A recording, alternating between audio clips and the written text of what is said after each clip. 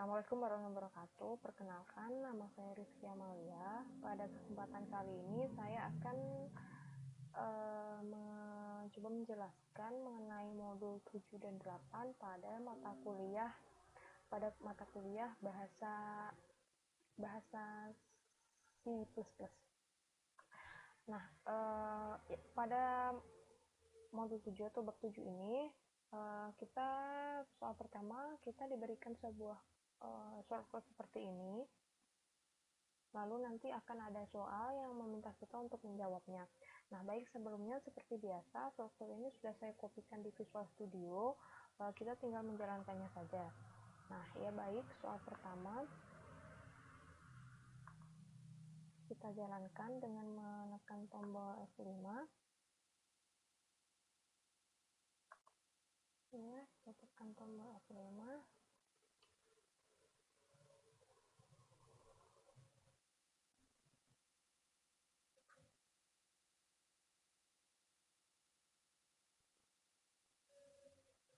Ya, hasil keluaran dari program nomor 1 tadi yaitu seperti ini. The string is print character of a string.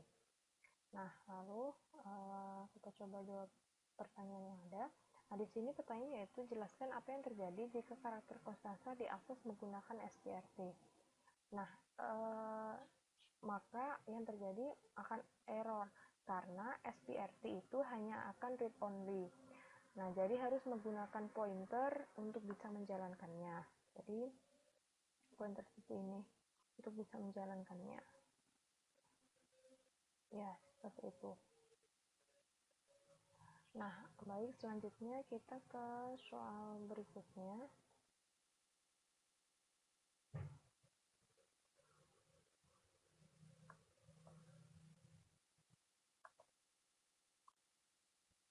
Pada soal berikutnya di 1B, yaitu soalnya itu jelaskan apa yang terjadi jika pointer tidak konstan mencoba mengubah nilai data yang konstan. Nah, sebenarnya tanpa menjalankan program di atas kita bisa menjawabnya, tapi untuk jika ingin tahu apa keluaran programnya, kita coba jalankan programnya.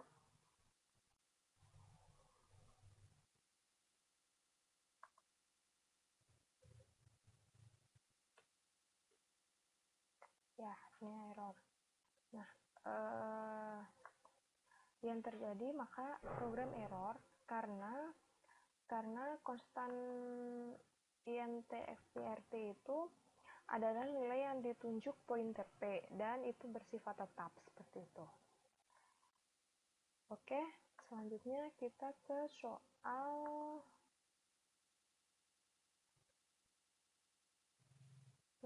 selanjutnya, yaitu masih di nomor 1 ke nomor 1C. Nah,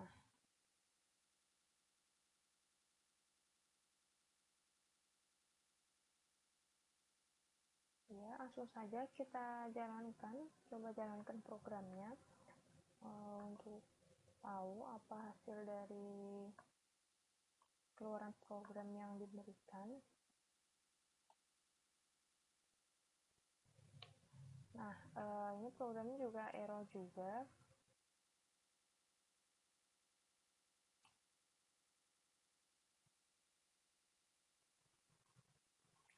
Ya, lalu pertanyaannya yaitu jelaskan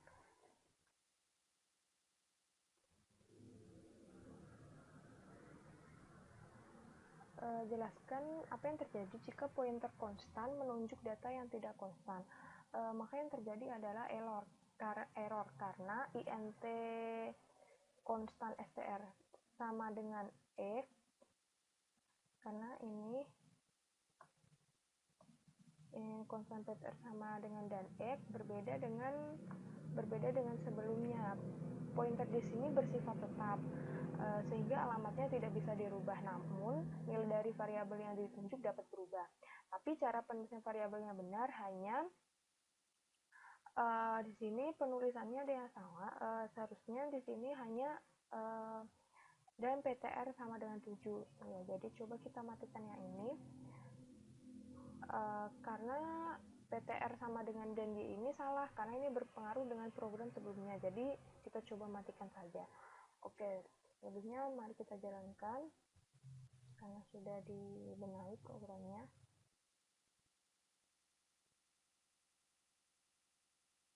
Ya, jadi hasilnya yaitu seperti ini. Hasilnya keluaran dari program ini yaitu 7. Seperti itu.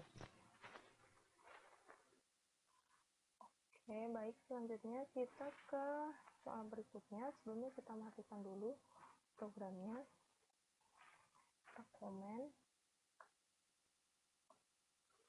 Nah, ya, pada soal berikutnya coba kita jalankan dulu keluaran dari program ini.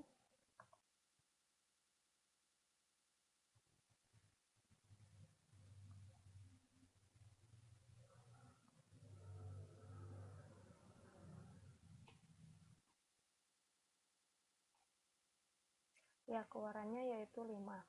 Nah, soalnya yaitu jelaskan juga apa yang terjadi jika pointer konstan menunjuk data yang juga konstan. Nah, maka yang terjadi nantinya akan error karena kita mendeklarasikan pointer konstan yang menunjuk ke suatu nilai konstan pula. Dengan kata lain, pointer ini menunjukkan alamat yang tetap, di mana alamat tersebut berisi nilai tetap. Nah, coba langsung ya, jadi sebelumnya ini itu aktif, jadi programnya error. Nih, error. Ya, karena itu tadi yang sudah jelaskan, karena pendeklarasian pointer konstannya itu menunjuk ke suatu nilai konstan pula. Nah, dengan kata lain, pointer ini menunjukkan alamat tetap. Nah, di mana alamat tersebut berisi nilai tetap. Jadi program akan error. Jadi untuk biar nggak error, coba kita matikan di bagian pointer PTR sama dengan 7 dan pointer dan PTR dan Y. Lalu kita jalankan sehingga akan muncul keluaran programnya seperti ini. Hasilnya yaitu 5. Baik, selanjutnya kita ke soal berikutnya.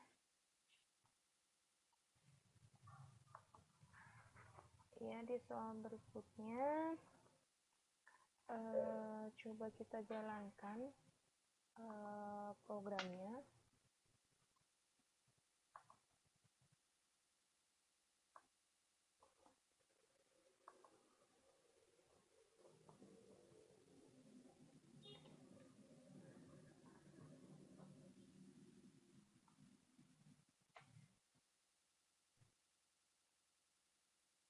Iya, hasil dari programnya yaitu the number of bits in the array is 80, the number of bits returned by get size is 4. Nah, pertanyaan pada soal ini yaitu informasi apa yang diberikan oleh perintah sizeof. Nah, jadi sizeof merupakan perintah C++ menghasilkan jumlah pada memori untuk menyimpan array. Nah, sementara sizeof in atau tipe data menghasilkan jumlah bit yang dibutuhkan untuk menyimpan suatu nilai integer. Nah, satu nilai integer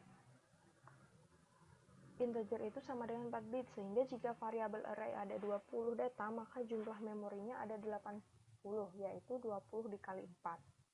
Nah, di sini ada 20, maka nantinya hasilnya itu 20 kali 4, yaitu 80, itu jumlah memorinya. Baik, selanjutnya kita ke soal berikutnya.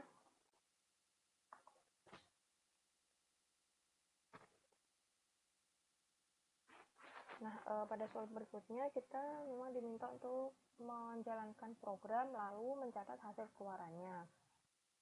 Nah, baik, langsung saja kita jalankan programnya.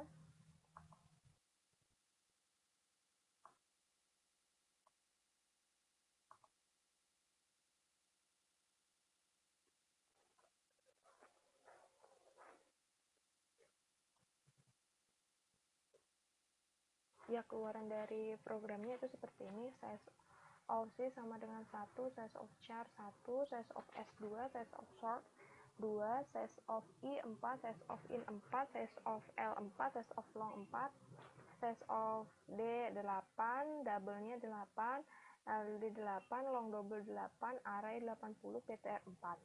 Nah, oke, selanjutnya itu hasil keluaran programnya. Lalu pertanyaan selanjutnya yaitu untuk apa kita perlu mengetahui ukuran dari setiap bit tipe data.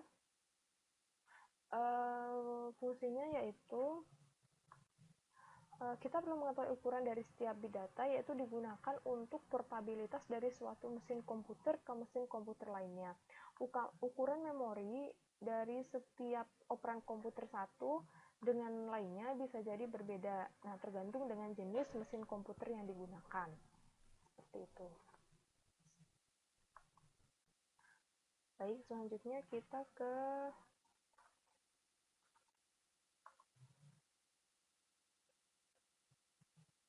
soal berikutnya.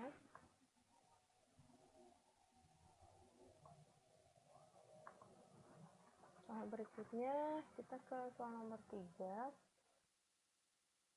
Coba dulu kita, nah di sini jelasnya dimaksud dengan offset. Nah baik, sebelumnya kita jalankan saja dulu programnya dari contoh program di nomor 3 supaya kita tahu apa tampilan dari hasil programnya.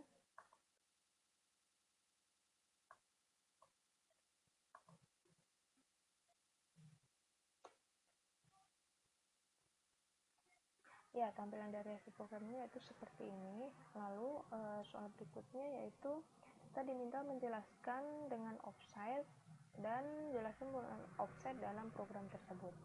Ya, jadi offset adalah alamat awal absolut atau dasar yang biasanya menggunakan bit yang lebih sedikit daripada alamat lengkap, tetapi biasanya akan membutuhkan satu tambahan aritmatika untuk menyelesaikannya. Nah, pada program ini kegunaan offset yaitu untuk menunjukkan nama dari sebuah array, dari array itu. Ya, itu kira-kira penjelasan untuk di soal nomor 3A.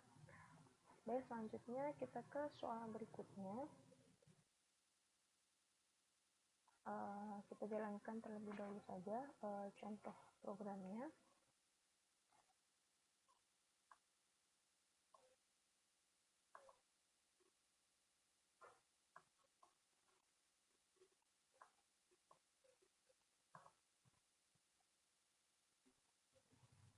Kita jalankan. Ya, tampilan dari programnya itu seperti ini. Lalu soalnya yaitu jelaskan secara singkat apa yang dilakukan oleh program di atas, apa yang dilakukan oleh fungsi run. Nah, jadi yang dilakukan pada program tersebut ini yaitu dia program untuk merandom data yang tampil untuk random data gitu. Jadi data-data yang tampil akan dirandom tapi tidak sesuai dengan urutannya, dengan urutan yang ada di codingan. Nah, maksudnya, nah jadi di sini kan yang pertama ada, misalkan ada di sini pertamanya tuh heart diamond, namun dia tidak berurutan heart atau diamond gitu pada keluarannya. Dia menggunakan fungsi rand. Jadi fungsi rand ini merupakan fungsi yang bisa digunakan untuk mengacak suatu data. Jadi biar datanya teracak, tidak terurus sesuai apa yang ada pada codingan ini, tidak sesuai pada codingan itu. Jadi dia teracak. Sini dia menggunakan fungsi run, ada fungsi run di sini. Ya, seperti itu untuk soal nomor 3B. Ya, baik, selanjutnya kita ke soal berikutnya. Ini kita matikan dulu programnya. Ya, soal berikutnya yaitu soal nomor 4. Masih sama seperti di soal sebelumnya. Di sini ada sebuah codingan. Nah, saja coba kita jalankan programnya. Untuk programnya ada di nomor 4.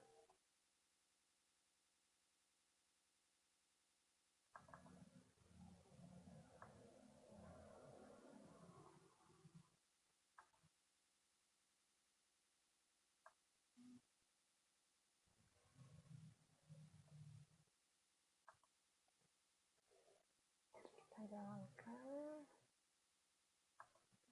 ini tutup dulu. Kita jalankan dengan menekan tombol F5.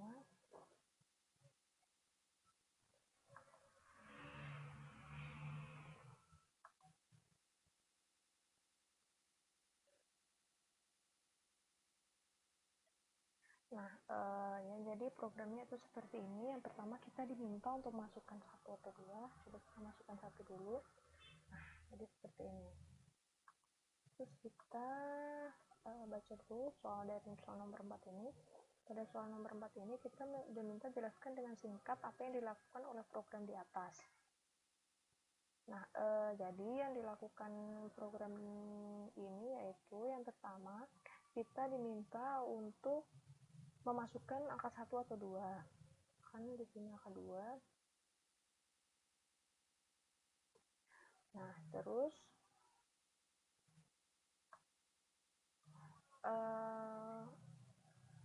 selanjutnya program ini merupakan program untuk mengurutkan angka secara ascending maupun descending. Nah, karena saya memilih angka 2 di sini, jadi dia ngurutinnya dari yang besar ke kecil. Nah, terus di mana pada program ini ascending atau descendingnya itu sesuai dengan inputan user. Jika satu kan di sini maka ascending, tapi jika dua seperti ini maka descending. Nah, terus selanjutnya soal berikutnya yaitu fungsi swap menggunakan call by value atau call by reference. Menurut saya menggunakan swap call by reference karena dapat pada program ini dapat merubah data aktualnya seperti itu.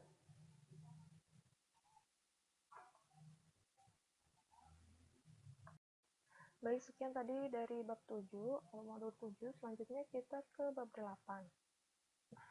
Oke, biasa kita matikan saja dulu program yang tadi. Kita menuju ke bab 8.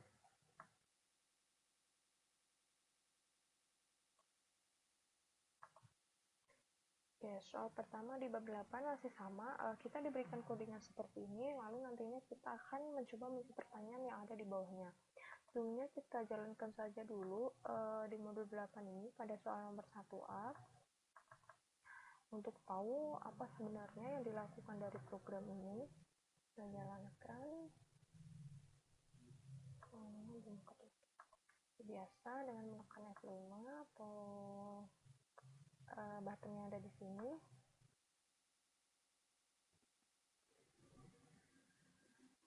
Nah, program ini yang pertama kita diminta untuk memasukkan model dari mobil, misalkan di sini ada gas, lalu harganya, mileage. Nah, maka akan tampil informasi seperti ini. Pertanyaan yaitu cluster pada program di atas memiliki 3 member variabel dan 2 member function. Sebutkan.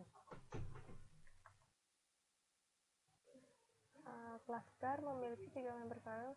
Nah, memiliki 3 member variabel dan 2 member function. Member variabel yaitu model yang bertipe char, terus ada float yang bertipe ada press yang bertipe float dan ada mileage yang bertipe integer. Nah, terus selanjutnya tadi kan ada dua member fungsinya yaitu ada 2 member fungsi, yaitu ada void accept dan void display. Gitu. Terus selanjutnya yaitu kita diminta untuk menjelaskan apa yang dimaksud dengan keyword public pada program di atas. Nah, keyword public jadi public adalah anggota pribadi dari kelas dasar yang hanya dapat diakses oleh anggota kelas dasar.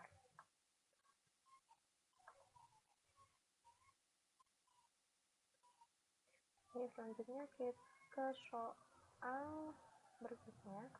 Masih di soal 1, tapi di 1B di sini. Oke, baik, kita langsung jalankan saja programnya.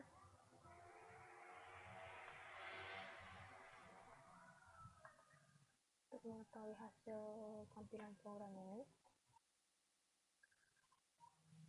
ya, pertama kita disuruh memasukkan sebuah data.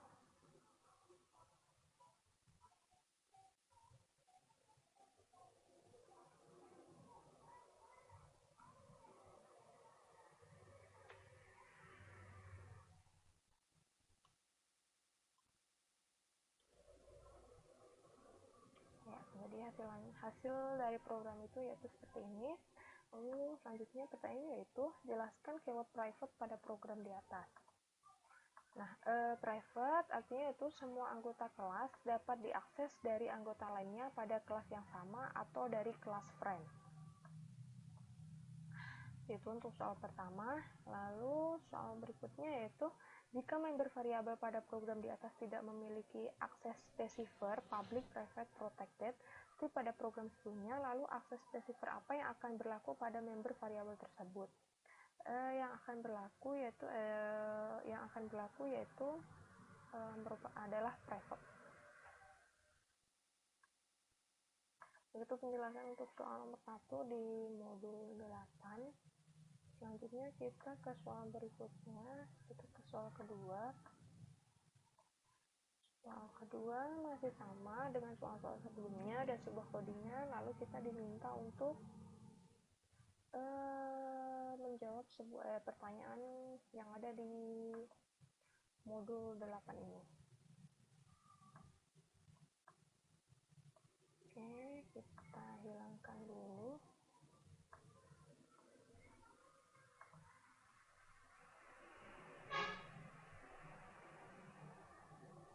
Oke, ini programnya kita aktifkan dulu.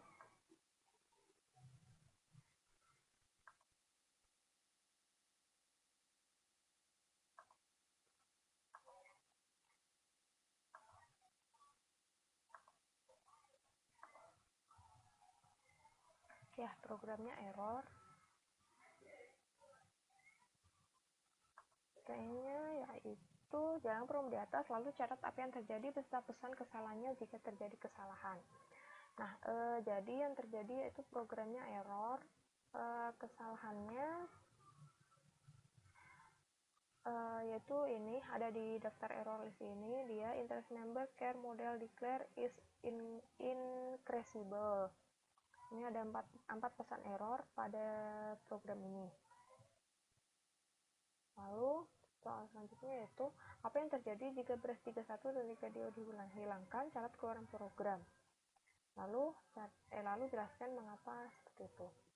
Baik, coba kita hilangkan di baris ke-31. Baris ke-31 yaitu ini. Kita hilangkan dengan cara dikomen saja. Lalu kita jalankan lagi.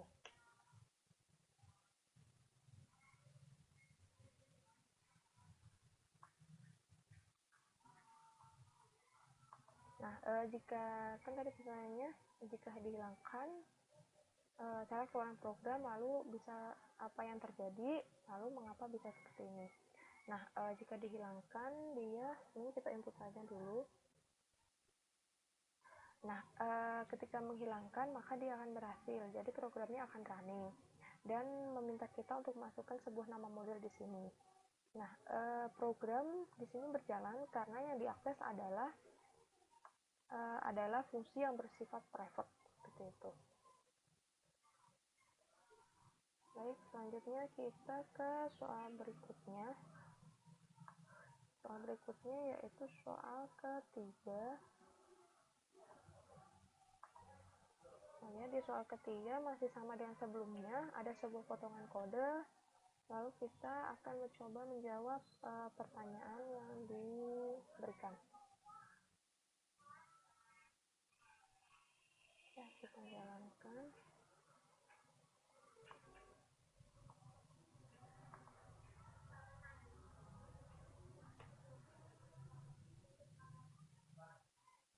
Ya, hasilnya itu seperti ini. Before increment 0, after the first increment 1, after the second increment 2.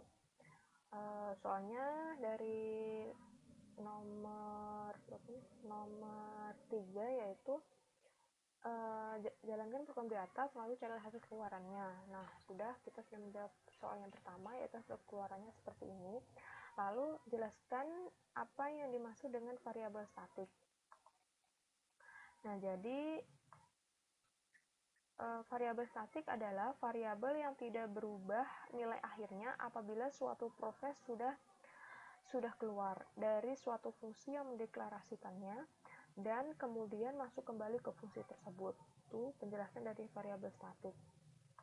Terus pada soal berikutnya itu jelaskan apa yang terjadi jika program di atas tidak menggunakan variabel statik. Seperti apa hasil keluaran program?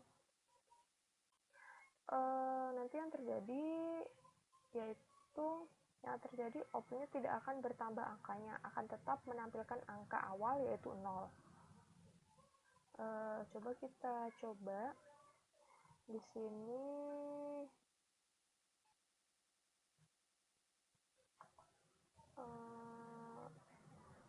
kita hilangkan di sini variabel statiknya.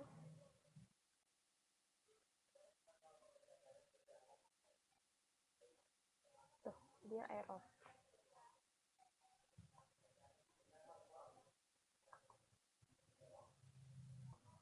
Coba ya, statiknya dihapus.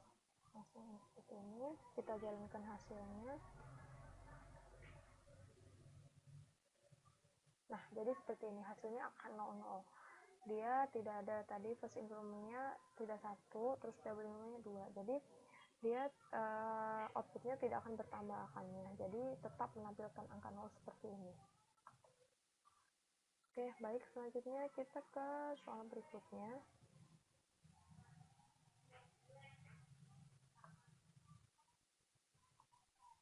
Di soal berikutnya yaitu masih sama, ada sebuah potongan kode. Lalu kita diminta untuk menjalankan dan mencatat hasil keluarannya. Coba kita jalankan ke codingannya untuk tahu apa hasil dari programnya.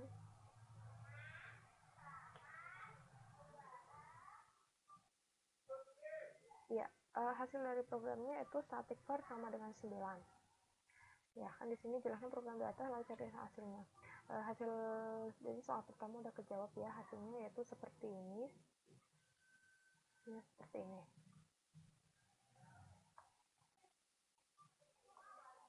Lalu selanjutnya, apa yang dimaksud dengan fungsi statik? Soal berikutnya itu seperti ini. Jadi fungsi statik yaitu keyword statik diperlukan karena metode tersebut berada di main class.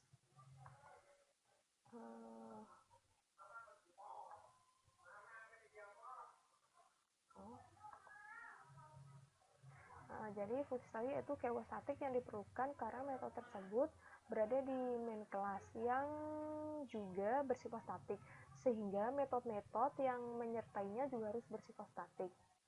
Baik, soal selanjutnya yaitu kesimpulan apa yang dapat diambil dari program di atas.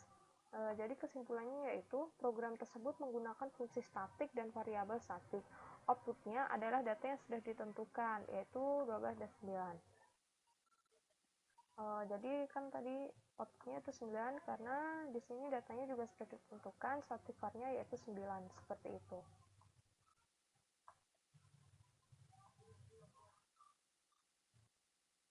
Ya maaf tadi nggak 12 tapi 9 karena di sini yang ditentukan cuma 9 di sini, static var sama dengan 9. Baik, selanjutnya kita ke soal berikutnya. Di soal berikutnya kita ke soal nomor 4. Kita coba jalankan program di nomor 4. Sini ada 4A di sini.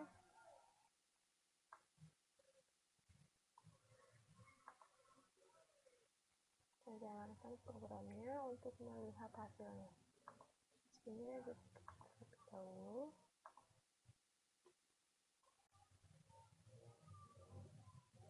Ya, hasilnya itu seperti ini, yaitu 55. Soal pertama pada nomor 4 yaitu program di atas menggunakan fungsi frame. Jalankan program dan catat hasilnya. Ya, jadi soal pertama udah kejawab ya. Kita sudah menjalankan programnya, lalu hasilnya yaitu seperti ini, ada 55. Lalu, apakah terjadi kesalahan? Jika ya, catat pesan kesalahannya.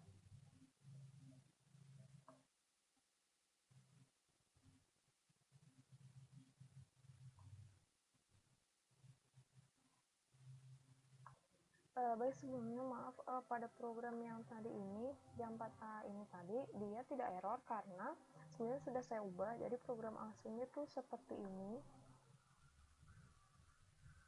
Seperti ini di bawah. Coba langsung saja kita jalankan. Nah, dia error. Nah, di sini kan pertanyaannya adalah program itu menggunakan fungsi friend, jalan program dan catat hasilnya. Jadi hasilnya yaitu error.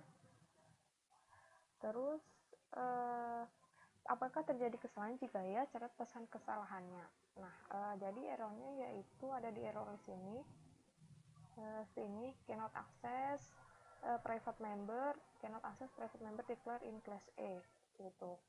Errornya seperti itu. Terus apa yang terjadi jika baris 22 dan 23 dihilangkan? Coba kita hilangkan di baris 22 dan 23. Baris 22 dan 23 yaitu ini. Kita hilangkan lalu kita jalankan lagi. Nah, ketika kita hilangkan maka hasilnya tidak error dan dia menampilkan angka 5 di sini. Terus untuk soal berikutnya yaitu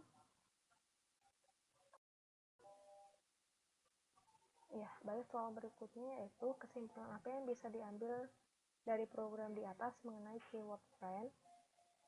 Jadi kesimpulan yang bisa diambil yaitu keyword friend dipakai pada void F1 yang telah mewakili F2 standar 1. Jadi dipakai di sini telah mewakili F2. Jadi tidak perlu dituliskan kembali pada void F2. Keyword friend yaitu sebuah fungsi atau kelas yang diizinkan untuk mengakses atribut atau metode satu atau lebih kelas lainnya yang menjadi temannya walaupun atribut dan metode yang diakses memiliki izin akses private atau protected. Itu untuk penjelasan di soal nomor 4A. Baik, selanjutnya kita ke soal berikutnya, yaitu masih di nomor 4, yaitu di soal nomor 4B. Ini soal terakhir.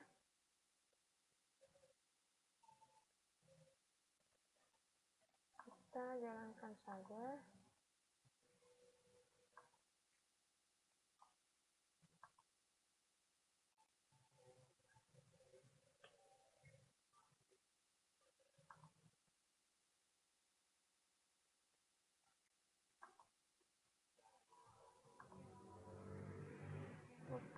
Ini ada terjadi error.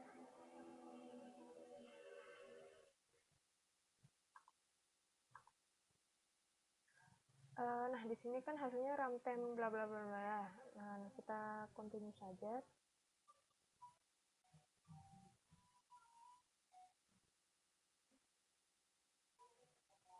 Kita coba jalankan lagi. Runtime di continue. Nah, maka akan muncul hasilnya seperti ini. Pertanyaannya yaitu program di atas menggunakan kelas friend, jalankan program dan catat hasilnya. Jadi tadi hasilnya yaitu hasilnya runtime bla bla bla tadi, lalu kita continue maka hasilnya itu seperti ini. Yaitu the value of I in class A is min 858993460. Itu hasilnya. Lalu kita ke soal berikutnya yaitu mengapa kelas D bisa mengakses member variabel yang bersifat private pada kelas A? Jelaskan. Nah, di sini mengapa dia bisa mengakses yaitu karena dia menggunakan keyword friend.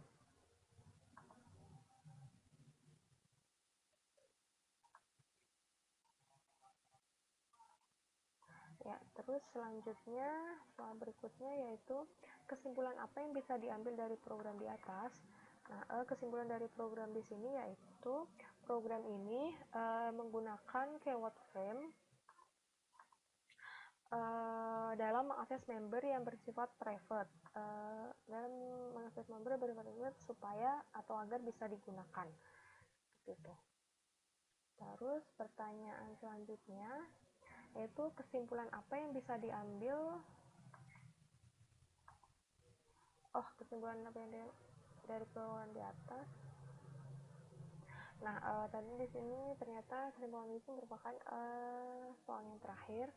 Ya, jadi tadi seperti yang saya jelaskan yaitu kesimpulannya dia menggunakan keyword frame dalam mengakses member yang bersifat privat agar bisa digunakan. Seperti itu kesimpulannya.